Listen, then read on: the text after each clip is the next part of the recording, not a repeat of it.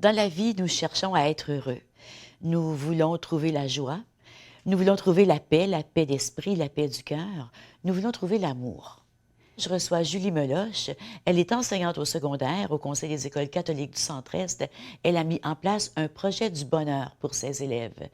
Julio Melara Lacroix, un élève de Béatrice Desloges, il est en 11e année, nous parle de l'impact de ce projet sur lui.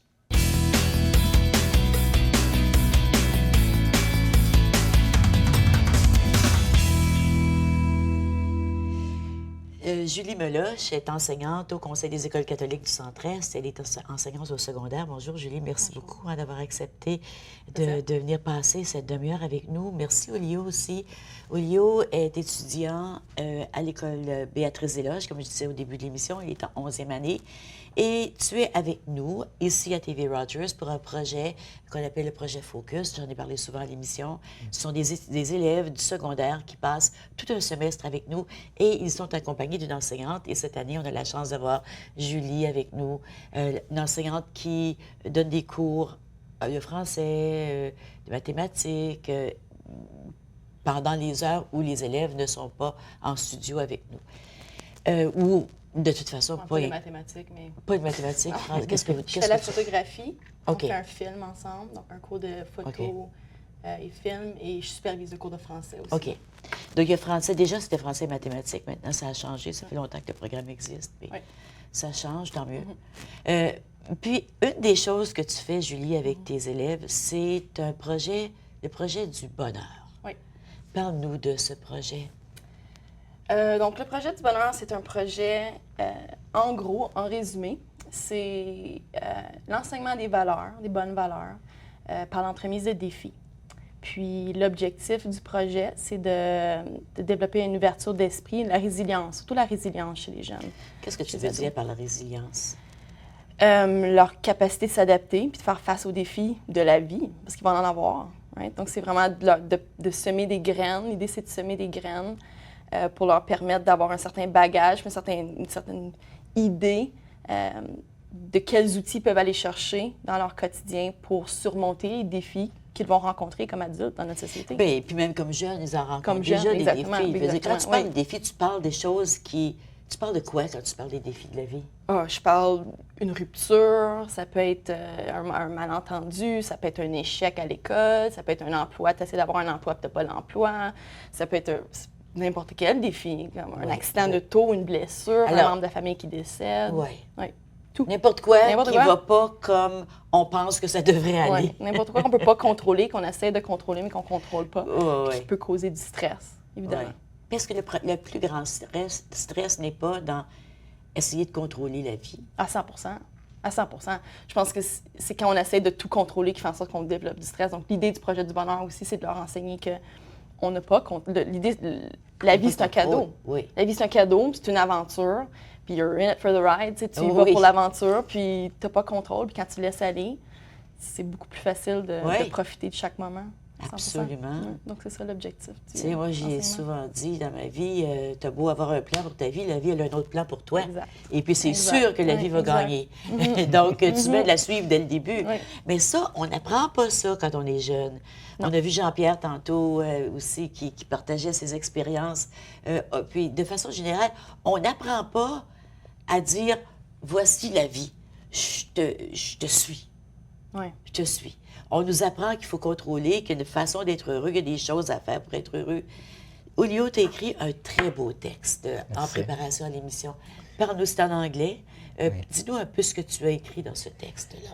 Dans ce texte-là, je voulais juste expliquer que, un peu de façon que la plupart de nous sont élevés, c'est qu'on vit une vie qui est déjà planifiée pour nous.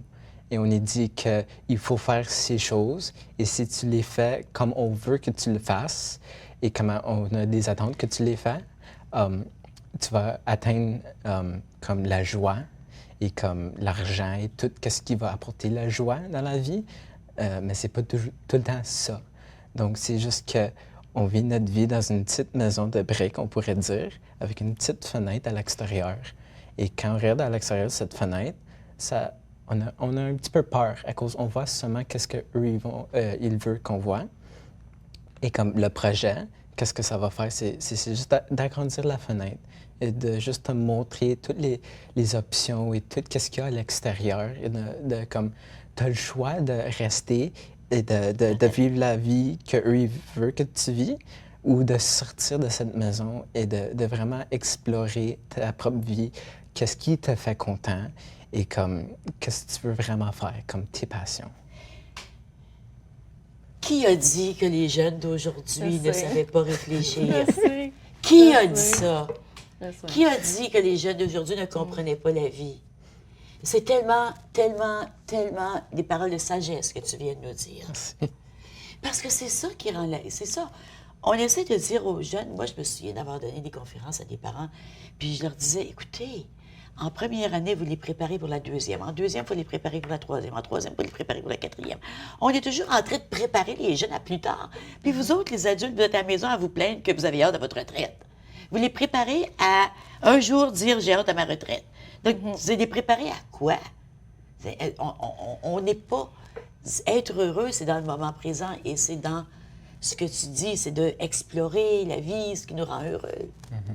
On a une définition un peu erronée du succès. Comme c'est quoi le succès? C'est quoi?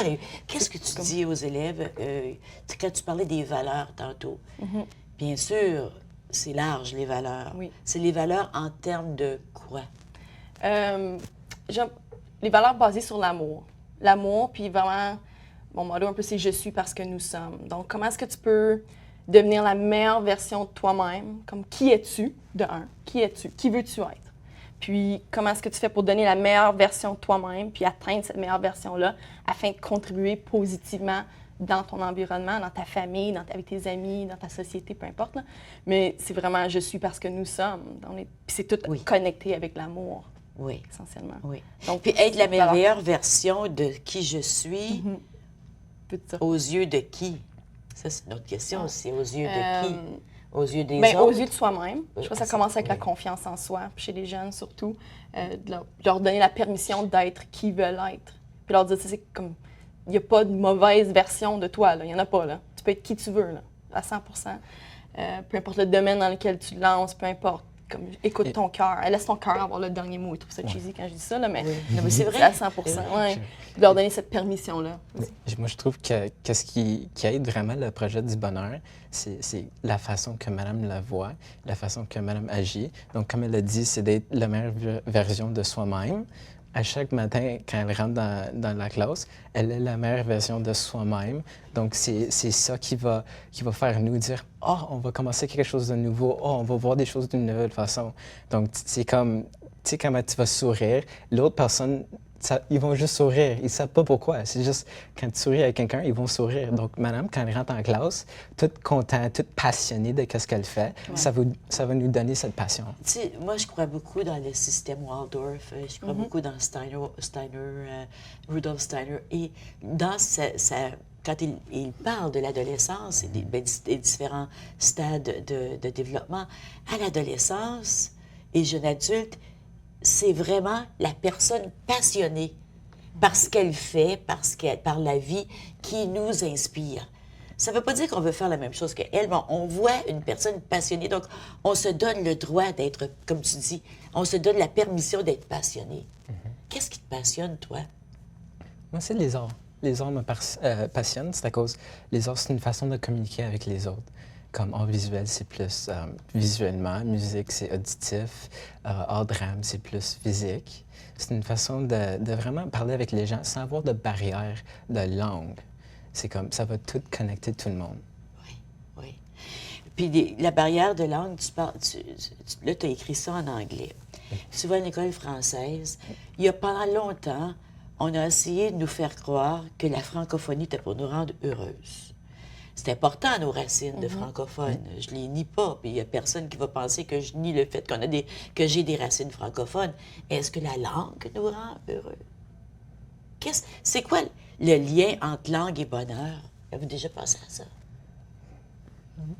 Je pense que la langue, c'est sa culture. Je pense que quand le jeune se définit, son identité vient beaucoup dans sa culture aussi.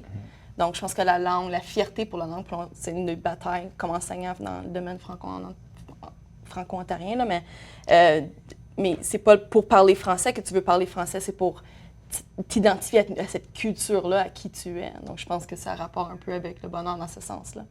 Ouais. Oui, c'est que c'est tes racines. C'est ton cœur. C'est Ouais. tes racines Mais d'arbre. à la base, c'est juste une langue aussi. C'est juste Non, une langue. c'est ça. C'est des T'es mots pas dans un obligé- dictionnaire. t'es C'est pas juste des mots obligé dans un de t'exprimer dictionnaire. en français. Comme il Non, m'a envoyé comme- ce texte en anglais, puis C'est comme, la langue, c'est quelque chose qui fait à partie de toi, mais ça ne te définit pas comme personne. Qu'est-ce qui te définit comme personne? Est-ce qu'il y a quelque chose qui définit comme personne? Moi, je dirais que c'est plutôt la façon que tu te vois. Je pense que ça va te définir comme personne.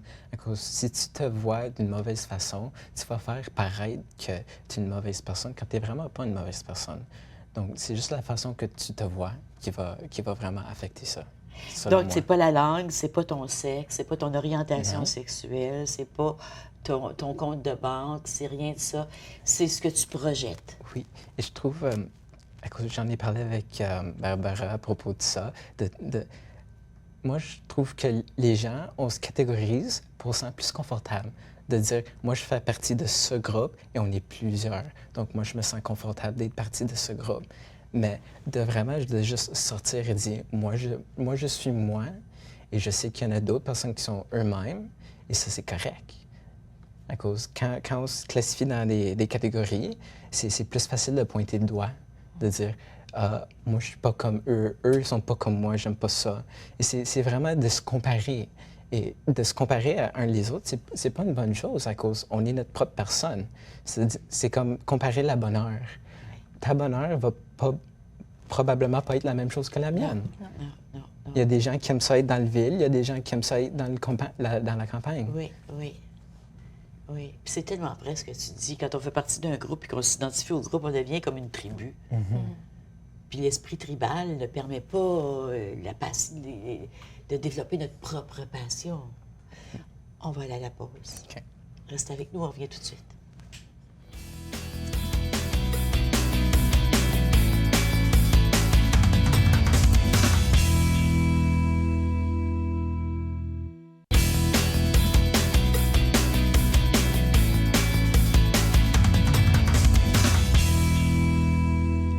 Je ne sais pas si vous avez entendu Olio tantôt, mais je pense que on va l'appeler Kurt Tolley. Tu connais Kurt Tolley, le Kurt Tolley d'Ottawa. Julie, parle-moi d'où ça vient ce projet-là, où tu as eu l'idée? Donc, j'enseignais à Franco-Ouest, puis j'enseignais biologie. Puis c'était un cours préuniversitaire, un cours difficile, biologie 3U. Là. Puis les élèves, il y avait de la difficulté à étudier. Je trouvais qu'il manquait de drive. Raison d'être un peu. Ils étudiaient, mais là, ça n'allait pas bien, puis ils travaillaient fort. Puis, tu sais, il y avait un élève qui avait travaillé fort, j'avais fait du tutorat, les stratégies d'études, tout. Puis quand j'ai remis sa note, puis c'était comme « Ah, c'est pas assez bon », madame était déçue, même si elle avait monté de 30 % du dernier test. Puis c'est comme cette idée-là de c'était quoi le succès pour eux. Puis à cause qu'il y avait un peu une idée comme mélangée de ce que c'était le succès, ils vivaient pas de succès, ils vivaient pas, comme il n'y avait pas de drive, il n'y avait pas de raison de travailler. Puis j'allais sur mes rants, puis ils disaient toujours « Fais tes rants, me C'est ça, quand j'allais sur les rants, pour leur dire « Let's go, donnez votre 100 %. Puis là, dans ma frustration, puis dans ma passion, tout ça, pendant le congé de Noël, évidemment, je pensais à ça. Puis j'ai lu ce livre ici, qui est The Happiness Project. The Happiness Project. Quelqu'un qui m'avait prêté ça. Tiens, ça vient, tu en vois, ça Gretchen vient de Rubin. chez... ça vient de chez Chapters, parce Ouais. qu'il y a Heather's Ouais, Choice. exact. Donc, c'est une amie là, qui m'avait passé ce livre-là. Puis je me suis dit, je vais faire un projet avec les élèves. Oui. Puis c'est de là que l'idée est venue. Donc, je suis revenue au 2e semestre, puis j'ai dit, à mes 12e années, on va faire un projet. Ça rentre dans l'unité de santé globale, donc santé sociale, émotionnelle, physique, donc toute la santé globale. Puis à chaque vendredi, je vous donne un défi, puis on va en parler. Puis au début, je me disais un 30 minutes par semaine, puis c'est devenu une période par semaine. Donc, et plus. à chaque semaine, tu leur donnes un défi. Donne-nous un exemple de ce que c'est le défi. OK. Donc, Ça peut être. il y a différents défis. Donc, exemple, le défi que j'ai déjà donné jusqu'à présent, j'ai donné un acte de bonté aléatoire. Donc, quand je présente le défi, on a tous un journal comme celui-ci. Là. OK, ça, c'est ton journal? Oh, regarde ça. C'est toi qui l'as choisi? Non. OK, je veux savoir. Pourquoi tu as choisi un renard? Je suis certaine qu'il y a une raison. Pour moi, c'est à cause mon couleur préférée, c'est rouge. Donc, Ta couleur préférée, c'est rouge, puis tu aimes le renard. Bon, les ben, c'est renards bien. aussi sont mystérieux. Oui. Tu les vois rarement, mais quand tu les vois, c'est comme quelque chose de... Ah, tu sais. Oui, c'est des beaux animaux. Alors, ils ont tous un journal. Je vais regarder, mais je ne lirai pas. C'est correct. OK. Donc, c'est ça, ils ont tous un journal, puis au minimum, ils doivent écrire le défi dans leur journal. Puis, je montre des TED Talks, on a des discussions, des trucs, des OK. faits. Donc, Dans le jour, Oui. cette semaine, ou une semaine, comme là, c'était- le premier, c'est fait le ménage. Donc, on parle de, tu sais, comme d'être en ordre dans ses affaires. Donc, ils Ça doivent veut cibler dire un- quoi, faire le ménage? Ça veut dire veut- ta chambre. Tout, lui, il est déjà à l'ordre, je pense. Oui, Ouais, oui, mais c'est- c'est moi, je ça. suis Lui, il n'a déjà pas à besoin de le faire. Mais tu fais un ménage. Puis comment tu te sens quand les choses sont à l'ordre? Qu'est-ce que ça te fait? Comme quand tu es bien organisé. Puis quel sentiment de fierté de voir ton petit frère qui fait son ménage lui aussi. Quelle est la réaction de ta mère? Donc, on parle de beaucoup plus que l'impact de faire le ménage. Là. C'est cool. Ben oui, parce que faire l'extérieur où on vit, c'est un reflet de notre intérieur, hein, veut 100 pas. Oui. À 100 Veut pas. C'était ça. Donc, c'était faire le ménage. Faire le ménage. N'importe où.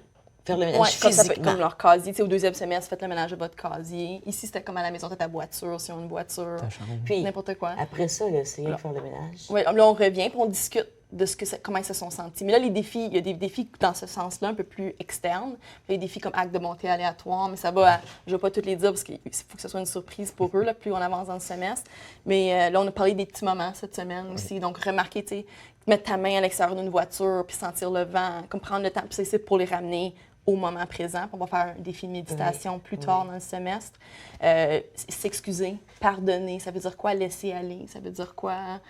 Ça veut faire du bénévolat dans la communauté, les leaderships. On a parlé de sortir de sa zone de confort aussi, pour apprendre. Et puis les petits moments, j'aime l'idée des petits moments, parce que les petits moments, ça peut être physique, ça peut être les sens. Je me souviens que j'avais fait, à un moment donné, les enseignements dans la vie courante, tout l'enseignement ignatien, la spiritualité ignatienne.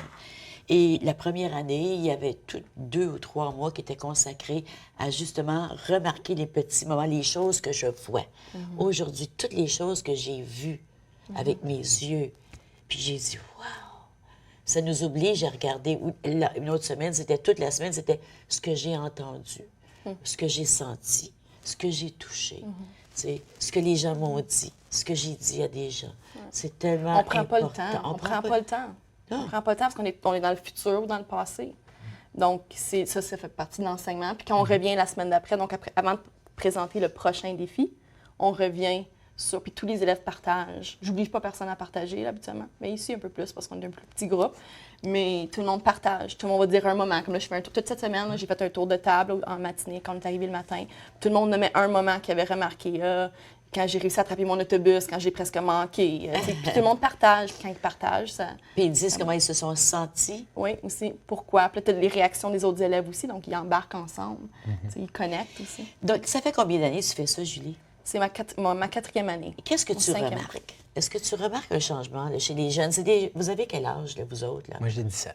17 ans. Donc, on parle de monde de 17, 18 ans? Oui. 17, 18. Ça a 18 ans. Donc, on est vraiment à la fin de l'adolescence, les jeunes Oui. adultes. C'est ça. Puis ils sont dans une période, je trouve, en 11, 12e année. 12e année, ils sont dans une période où c'est le futur, là. Puis c'est très épeurant. Mais il faut qu'ils prennent des décisions. Exact. Là. Pas évident. c'est là. Ouais. Donc, je remarque un genre de calme, comme ça leur amène une certaine confiance, ils ont un contrôle sur comment ils vont, pas ce qui va arriver dans leur vie, mais je pense que ça les fait réaliser qu'ils ont un contrôle sur comment ils vont réagir aux défis qui leur sont présentés. Puis quand on parle de qui veux-tu être, la personne que tu veux être, réalise, je veux pas être médecin, je veux juste être la personne qui donne de l'amour, la personne qui sourit, la personne que les gens apprécient. Comme ça, tu devrais vouloir devenir cette personne-là que les gens apprécient, respectent essentiellement, pour faire une différence dans le monde. Et puis, c'est sûr que chacun a quelque chose qu'il aime faire. Oui, et c'est à 100%. travers de ça qui Exact. peut être le mieux, le Exact. plus souriant. Parce que s'ils suivent leur passion, ils suivent leur cœur. Oui. Quand tu vis du cœur, ben, Absolument. l'amour va juste sortir. Ouais. Je vois vraiment ça. À cause, moi, j'ai une amie, elle veut voyager, elle veut voir le monde. Mais en ce moment, elle est toute stressée à cause, elle s'est fait dire, faut trouver un emploi qui va donner beaucoup d'argent, qui va te ramener beaucoup d'argent, qui va te ramener la joie. Donc, Mais est-ce que elle s'est- l'argent, c'est la joie? Non. C'est ça qui est la question. Ouais. Pourquoi on pense, où on a pris l'idée que l'argent, c'est de la joie? L'argent, c'est un paquet de troubles. Ouais. C'est ça. Oui. Moi, ça rentre puis ça sort vite, vite. Comme ça reste pas, il n'y a pas de problème. Oui, moi aussi. C'est vraiment notre société qui est plus individualiste Oui. versus collectiviste. Puis j'ai été inspirée un peu par ça, mes voyages en Amérique latine, justement, où les gens ils se tiennent, sont ensemble. Oui. Ouais, c'est vraiment ça. c'est plus enseigné. Puis l'argent vient avec cette mentalité-là de bâtir oui. pour son petit Oui, cocon. tu sais, oui, mais oui. C'est pas nécessairement la solution. Donc, qu'est-ce qui arrive à ton amie qui est stressée là, parce qu'elle voudrait voyager, mais elle ne peut pas? Oui, elle peut pas. C'est à cause, elle s'est fait dire par ses parents, deviens un vétérinaire. Deviens un vétérinaire à cause ça fait beaucoup d'argent. D'être vétérinaire, il faut être dans la biologie, il faut rentrer dans toutes ces choses où c'est comme, faut apprendre beaucoup. Et ça la cause du stress. Et comme, quand ça la cause du stress, elle est plus elle-même. Je trouve qu'elle est moins joyeuse, elle se concentre plus sur qu'est-ce qu'elle doit faire au lieu de juste sortir de la petite maison de briques, comme j'ai dit, et de vraiment apprécier qu'est-ce qu'il y a à l'extérieur. C'est tellement sage, Puis c'est tellement ça, tu sais, parce qu'on ne choisit pas... Quand c'est le temps de choisir un programme d'études au poste secondaire, il n'y a rien, je trouve, de plus triste que des jeunes qui choisissent une voie parce qu'il y a de l'emploi dans ce domaine-là. C'est sûr qu'on veut travailler, mais il faut d'abord suivre qu'est-ce qui nous intéresse, qu'est-ce qu'on a le goût de faire. Toi, qu'est-ce que tu aurais le goût de faire? Moi, Où est-ce que tu vas te diriger pour que ta passion puisse se développer encore plus? Moi, j'avais une bonne prof que j'ai adorée et elle m'a toujours dit qu'il ne faut pas avoir un plan A, B ou C. Non. Il faut avoir 3 plans A. Absolument. Il faut avoir un plan A. Moi, je dis un plan A. Elle dit 3, donc si jamais 3 choses que tu aimes vraiment. OK. C'est pas Ah que oui, je comprends. tu vas pas dire OK, Molly, pas quelque chose que j'aime moins, à cause c'est juste ça que je peux faire. Mais elle dit d'avoir 3 choses de C'est quoi bien. tes 3 plans? Moi, je veux continuer la photographie Oui. et de voyager avec ça, Il est ou bon. la musique, ou d'être forgeron. Et ces 3 domaines-là, il y a des gens qui m'ont toujours dit « Tu vas pas faire beaucoup d'argent avec ça. » Moi, je suis comme « Je vais trouver une façon. » Moi, j'adore ça. Même si tu ne fais pas beaucoup d'argent, si tu es heureux. Ouais. Parce que, tu sais, tu te vois avoir 25 pièces dans ta maison, tu ne peux pas être dans plus qu'une à la fois. Hein? Tu peux avoir 100 000 chaises, tu vas t'asseoir dans une chaise à la fois. Les autres vont tout être là, vides à t'attendre, tu sais. Ouais. Je suis d'accord. On se concentre à s'acheter des choses qui vont nous apporter la joie, mais qui n'apportent pas vraiment la joie. C'est juste, ça rajoute plus comme on dit en anglais, du clutter dans notre chambre, Oui. on dirait. Et des fois, il ménage. faut nettoyer. Oui, la Vous êtes ménage. le thème de C'est cette ça. semaine. Ouais. Le ménage, ça va à la pause. Reste avec nous, on revient tout de suite.